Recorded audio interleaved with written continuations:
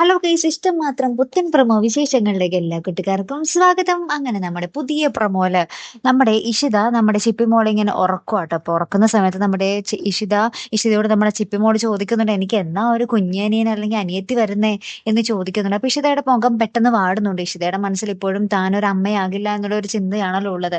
അപ്പൊ നമ്മുടെ ഇഷിത വല്ലാതെ സങ്കടപ്പെടുന്നുണ്ട്, അങ്ങോട്ടേക്ക് മാറിപ്പോയി നിൽക്കുന്നൊക്കെയുണ്ട്. അപ്പൊ നമ്മുടെ മഹേഷ് വന്ന് സമാധാനിപ്പിക്കുന്നുണ്ടേ.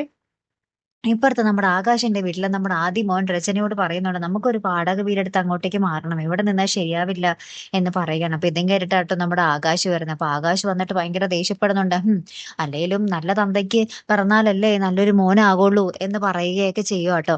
അപ്പൊ നമ്മുടെ ആദിമോൻ എന്താണ് എന്റെ ഡാഡീനെ പറഞ്ഞതെന്നൊക്കെ പറഞ്ഞ് അവർ തമ്മിലൊരു കശപിശ ഉണ്ടാകുന്നുണ്ട്. ലാസ്റ്റ് ആദിമോനെ നമ്മുടെ ആകാശ് ഉന്തിത്തള്ളി വിടുന്നൊക്കെ ഉണ്ടേ.